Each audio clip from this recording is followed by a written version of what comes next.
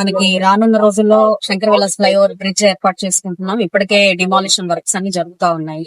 దాని క్రమంలో ఫ్లైఓవర్ ని వేసుకునే పరిస్థితుల్లో ఇంటర్నల్ రోడ్స్ మీద రేపొద్దున ట్రాఫిక్ అనేది చాలా ప్రెషర్ పడిపోతా ఉంది. కాబట్టి ఈ రోడ్లన్నీ కూడా వైడ్ చేసుకోవాల్సిన అవసరం చాలా ఉంది.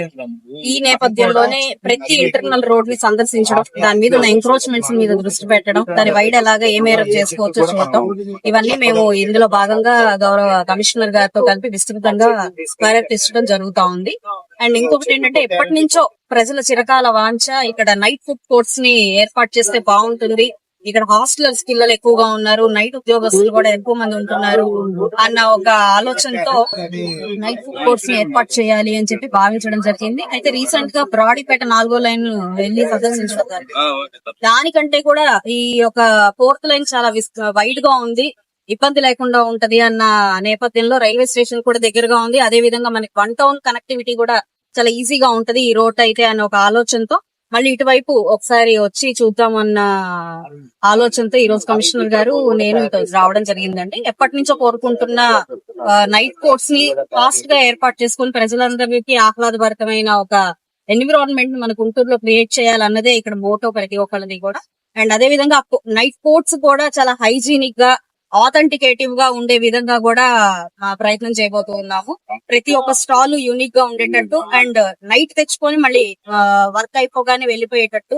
అండ్ దాని తాలూకు ఏదైనా మనకి గార్బేజ్ గానీ శానిటేషన్ గానీ ప్రాబ్లం వస్తే 4-5 లోపు, అంటే మళ్ళీ ప్రజలు మేల్కొనే లోపు దాన్ని క్లియర్ చేసుకునేటట్టుగా ఆర్గనైజ్డ్ వేలో ఈ యొక్క స్టాల్స్ ఎస్టాబ్లిష్ చేసుకోవాలి అని చెప్పి కోరుకుంటున్నాము.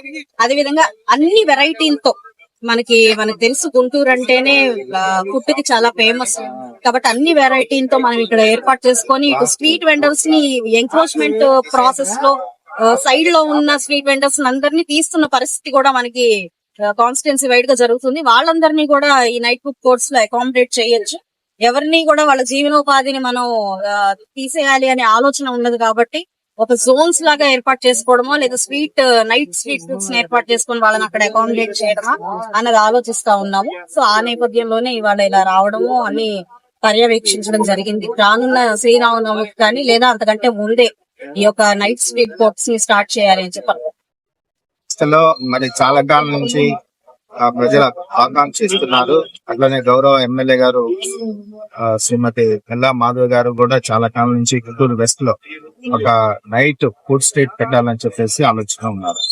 సో దీనిలో భాగంగా మనం ఇప్పటికే Brodipet 4th line, అరంటల్పేట 4th line, తర్వాత ఈ రోడ్డు మన పిచ్చికలగుంట రోడ్డు, ఈ 3 కూడా ఆప్షన్స్.